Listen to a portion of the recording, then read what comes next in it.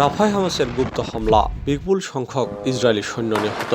ফিলিস্তিনের প্রতিরোধ আন্দোলন হামাসের সশস্ত্র শাখা আল কাসাম দাবি করেছে তারা গুপ্ত হামলা চালিয়ে বিপুল সংখ্যক ইসরায়েলি সৈন্য হত্যা করেছে। তবে ঠিক কতজন সৈন্য নিহত হয়েছে তা তারা জানায়নি।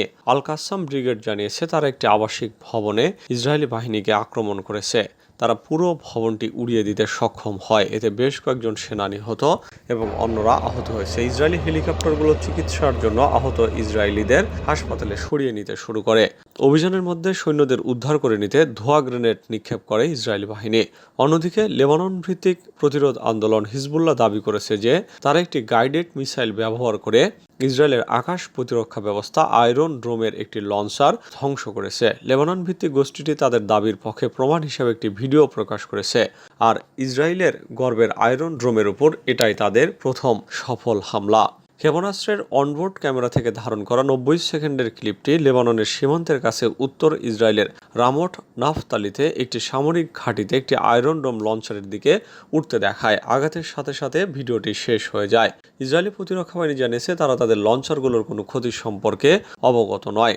এই প্রথম কোনো ক্ষেপণাস্ত্র হামলার মাধ্যমে লঞ্চার, রাডার এবং নিয়ন্ত্রণ কেন্দ্রগুলোর সাথে আয়রন ড্রোমের একটি অংশে আঘাত হানা হয়েছে, যদিও এটি অস্পষ্ট রয়ে গেছে যে কতটা ক্ষতি হয়েছে।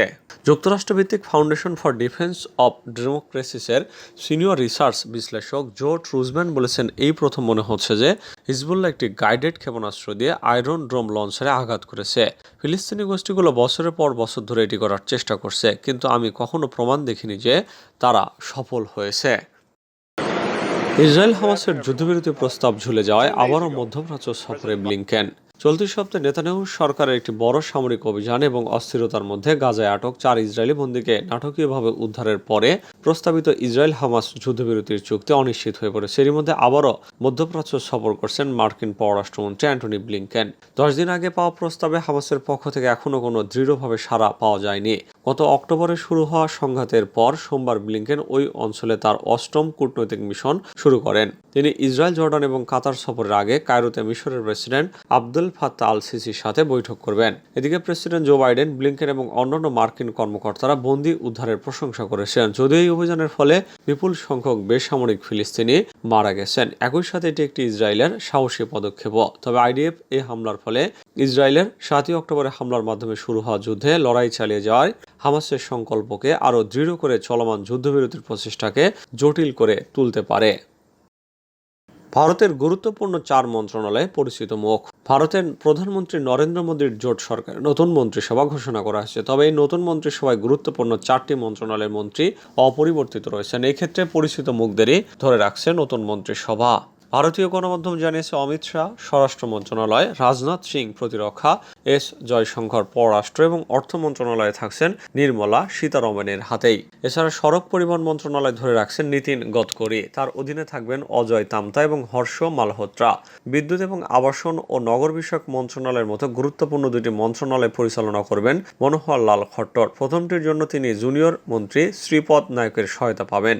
দ্বিতীয়টির জন্য পাবেন ছত্তিশগড় থেকে প্রথমবার নির্বাচিত মন্ত্রী টোখান সাহুর সহায়তা। মধ্যপ্রদেশের সাবেক মুখ্যমন্ত্রী শিবরাজ সিং চৌহান কৃষি মন্ত্রণালয়ের মূল দায়িত্ব সামলাবেন। এছাড়াও জলশক্তি মন্ত্রণালয়ের দায়িত্বে থাকবেন CR পাতিল এবং ভূপেন্দ্র যাদবের হাতে যাচ্ছে পরিবেশ মন্ত্রণালয়। বিহারের সাবেক মুখ্যমন্ত্রী এবং HAM প্রধান জিতন রাম মাঞ্জি পাচ্ছেন ক্ষুদ্র ও মাঝারি শিল্প মন্ত্রণালয়ের দায়িত্ব। আর রাজ্যের মন্ত্রী হবেন শোভা করন্দালাজে। ইউক্রেন যুদ্ধ বন্ধ করতে শান্তি সম্মেলনে সম্মতি 90 দেশের, থাকছে না রাশিয়া। ইউক্রেনের শান্তি ফিরিয়ে আনতে সমাধানের পথ খুঁজতে একটি সম্মেলনে যোগ দেওয়ার জন্য সম্মতি জানিয়েছে বিশ্বের 90টি দেশ। সুইজারল্যান্ড এই তথ্য জানিয়েছে, কিন্তু রাশিয়া এই সম্মেলনে যোগ দিচ্ছে না। সোমবার সুইজারল্যান্ডের প্রেসিডেন্ট বাহলা আমহার্ট সাংবাদিকদের জানান, 15-16 জুন হতে যাওয়া এই শান্তি সম্মেলনের লক্ষ্য হল ইউক্রেন যুদ্ধ বন্ধ করতে একটি পথ খুঁজে বের করা।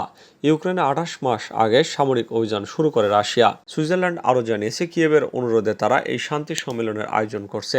তবে সম্মেলনে রাশিয়া উপস্থিত থাকবে না। তারাও রাশিয়াকে আমন্ত্রণ জানায়নি, কারণ রাশিয়া আগেই ইঙ্গিত দিয়েছিল যে তারা সম্মেলনে অংশ নেবে না। মস্কো মনে করে যে ইউরোপীয় ইউনিয়নের আরোপিত নিষেধাজ্ঞার কারণে সুইজারল্যান্ড আর নিরপেক্ষ দেশ নয়। নরেন্দ্র দামোদর দাস মোদি শপথের একদিন পর মোদিকে অভিনন্দন জানালেন শাহবাজ। টানা তৃতীয় মেয়াদে ভারতের প্রধানমন্ত্রী হিসেবে শপথ নেওয়ায় ভারতীয় জনতা পার্টির নেতা নরেন্দ্র মোদীকে অভিনন্দন জানিয়েছেন প্রধানমন্ত্রী শাহবাজ শরীফ। সোমবার সামাজিক যোগাযোগ মাধ্যম এক্স অ্যাকাউন্টে দেয়া এক পোস্টে মোদীকে অভিনন্দন জানান শাহবাজ। মোদীকে ট্যাগ করে তিনি লিখেছেন, ভারতের প্রধানমন্ত্রী হিসেবে শপথ নেওয়ায় নরেন্দ্র মোদীকে অভিনন্দন। প্রসঙ্গত, রবিবার স্থানীয় সময় সন্ধ্যা 7:15টায় রাষ্ট্রপতির ভবনের সামনে রাইসিনা হিলস চত্বরে প্রায় 8,000-এর বেশি অতিথির সামনে শপথ নেন নরেন্দ্র মোদী। শপথ নেওয়ার একদিন পর তাকে অভিনন্দন জানান পাকিস্তানের প্রধানমন্ত্রী। মোদীকে শপথ বাক্য পাঠ করান রাষ্ট্রপতি দ্রৌপদী মুর্মুর। অনুষ্ঠানে উপস্থিত ছিলেন বাংলাদেশের প্রধানমন্ত্রী শেখ হাসিনা ছাড়াও প্রতিবেশী দেশ এবং ভারত মহাসাগরীয় অঞ্চলের আরও 6 দেশের সরকার এবং রাষ্ট্রপ্রধানরা। মসজিদ থেকে জুতা চুরি করার প্রবাসীকে ফেরত পাঠাচ্ছে কুয়েত। মসজিদ থেকে জুতা চুরির দায়ে মিশরীয় এক প্রবাসীকে নিজ দেশে ফেরত পাঠাচ্ছে কুয়েত। অভিযুক্ত ওই প্রবাসীকে জুতা চুরির দায়ে তাকে ইতিমধ্যে গ্রেপ্তার করেছে দেশটির কর্তৃপক্ষ।